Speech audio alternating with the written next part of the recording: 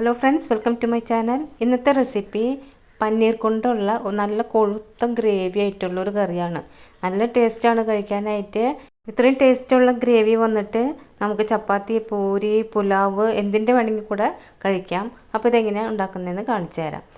ആദ്യം തന്നെ നമുക്ക് പനീർ ഒന്ന് ഷാലോ ഫ്രൈ ചെയ്തെടുക്കാം. അതിന് വേണ്ടിയിട്ട് ഒരു കടായി അടുപ്പത്ത് വെച്ചിട്ടുണ്ട്. കടായി ചൂടായപ്പോൾ അതിലേക്ക് ഒരു 2 ടേബിൾ സ്പൂൺ ഓയിൽ ഒഴിച്ച് കൊടുക്കുന്നുണ്ട്. ഇനി ഇതിലേക്ക് ഒരു 1/2 ടീസ്പൂൺ മുളക് പൊടിയും 1/4 ടീസ്പൂൺ മഞ്ഞൾപ്പൊടിയും ആവശ്യത്തിനുള്ള ഉപ്പും ഇട്ടിട്ട് ഒന്ന് ലൈറ്റായിട്ട് ഒന്ന് ഫ്രൈ ചെയ്യുക. നിറം മാറി പോകരുത്.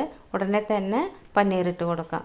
പനീർ ഇട്ടിട്ട് അതിൻ്റെ 4 ഭാഗത്തും വരണമാതിരി തിരിച്ചും മറിച്ചും ഇട്ട് നമുക്കിതൊന്ന് ഷാലോ ഫ്രൈ ചെയ്ത് എടുക്കണം.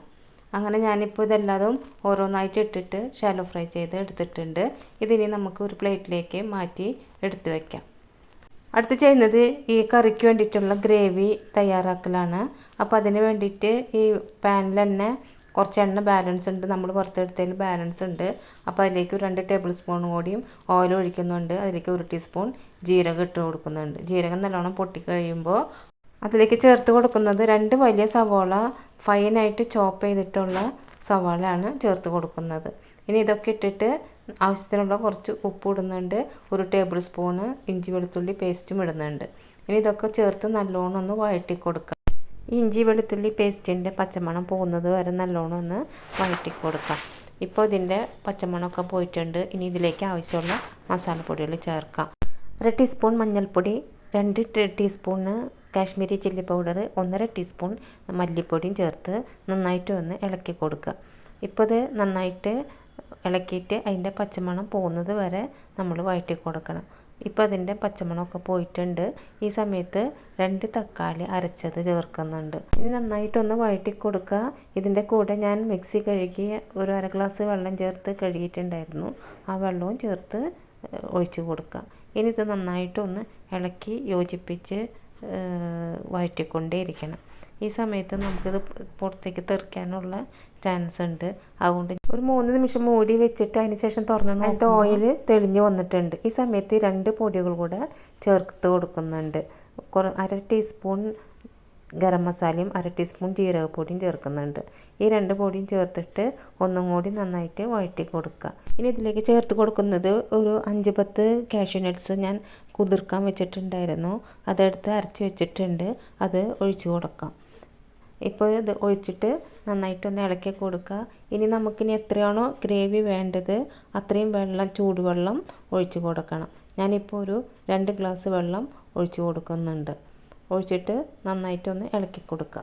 ഇനി തീ കുറച്ച് വെച്ചതിന് ശേഷം മൂടി വെച്ച് ഒരു 5 നിമിഷം നല്ലോണം തിളക്കട്ടെ. അത് തിളച്ച് വരുമ്പോൾ അതിൻ്റെ ഗ്രേവിയൊക്കെ നല്ലോണം കുറുകിയിട്ടുണ്ടാവും. അതിലത്തെ ഓയിൽ മേലെ തെളിഞ്ഞ് വന്നിട്ടുണ്ടാവും. ഈ സമയത്ത് ഷാലോ ഫ്രൈ ചെയ്ത് എടുത്ത് മാറ്റി വെച്ചിരിക്കുന്ന പനീർ ഇട്ട് കൊടുക്കുക. പനീറൊക്കെ ഇട്ട് കൊടുത്ത് നല്ലോണം ഒന്ന് ഇളക്കി കൊടുക്കുക. ഇനി ഇതിലേക്ക് ആവശ്യമായിട്ടുള്ള ഉപ്പിട്ട് കൊടുക്കാം. ഉപ്പ് ഒക്കെ കറക്റ്റായിട്ട് ഇട്ട് കൊടുത്തതിന് ശേഷം ഇനി ഇതിലേക്ക് കസൂരി മേന്തി ഒരു ടീസ്പൂൺ എടുത്ത് കയ്യിലൊന്ന് ഞെരടിയിട്ട് ഒന്ന് തേച്ചിട്ട് ഇട്ട് കൊടുക്കാം. നല്ലൊരു ഫ്ലേവർ കിട്ടും. ഇനി ഇതിലേക്ക് ഒരു 1/2 ടീസ്പൂൺ പഞ്ചസാരയും ഇട്ട് കൊടുക്കാം. നമ്മളിട്ട മസാലകളൊക്കെ എല്ലാം ഒന്ന് ക്രമീകരിക്കാൻ വേണ്ടിയിട്ടാണ് പഞ്ചസാര ചേർക്കുന്നത്. അപ്പോൾ ഒരു സ്പെഷ്യൽ ടേസ്റ്റ് ആയിരിക്കും ഈ കറിക്ക് ഉണ്ടാവുക. ഇനി വേണമെങ്കിൽ നിങ്ങൾക്ക് ഈ സ്റ്റേജിൽ സ്റ്റവ് ഓഫ് ചെയ്തിട്ട് ഈ കറി കുറച്ച് മല്ലിയില തൂവിയിട്ട് ഉപയോഗിക്കാവുന്നതാണ്. പക്ഷേ എനിക്ക് ഗ്രേവി കുറച്ചും കൂടി കട്ടി വേണമെന്നുള്ളതുകൊണ്ട് ഞാനൊരു 5 നിമിഷം കൂടി സിമ്മിലിട്ട് വേവിക്കുന്നുണ്ട്. ഇനി 5 നിമിഷം കഴിഞ്ഞ് നോക്കുമ്പോൾ ഇത് നല്ല തിക്കായിട്ട് വന്നിട്ടുണ്ട്. എണ്ണയൊക്കെ തെളിഞ്ഞ് വന്നിട്ടുണ്ട്. കണ്ടോ എത്ര ഇതായിട്ടുണ്ട്. ഇനി ഇതിൻ്റെ മേലെ കുറച്ച് മല്ലിയിലയും ഇട്ട് കൊടുത്താൽ നമ്മുടെ കറി റെഡി ആയിട്ടുണ്ട്. ഇത് ഞാൻ വേറൊരു പാത്രത്തിലേക്ക് മാറ്റാൻ പോവുകയാണ്. കണ്ടോ ഗ്രേവിയുടെ തിക്ക്. ഇതിപ്പോൾ ഇനി ഒരു 10 നിമിഷം അനക്കാതെ വെച്ചിട്ടുണ്ടെങ്കിൽ കുറച്ചും കൂടിയും കട്ടിയാവും. നമ്മൾ കാഷ്യൂ നട്ട് അരച്ച് ചേർത്തിട്ടുണ്ടല്ലോ. അതുകൊണ്ട് നല്ല ടേസ്റ്റാണ്. കാണാനും നല്ല ഭംഗിയാണ്, കഴിക്കാനും നല്ല ടേസ്റ്റാണ്. അപ്പോൾ ഇതെല്ലാവരും ഒന്ന് ട്രൈ ചെയ്ത് നോക്കുക. എല്ലാവർക്കും ഇഷ്ടപ്പെടും. കുട്ടികൾക്കൊക്കെ ഇഷ്ടപ്പെടുന്നുള്ളത് 100% ഉറപ്പാണ്. അപ്പോൾ എല്ലാവരും ഒന്ന് ട്രൈ ചെയ്ത് നോക്കുക. ഈ വീഡിയോ ഇഷ്ടപ്പെട്ടെങ്കിൽ ഒന്ന് ലൈക്ക് ചെയ്ത് ഷെയർ ചെയ്ത് സബ്സ്ക്രൈബ് ചെയ്ത് ഹെൽപ്പ് ചെയ്യണേ. Thanks for watching.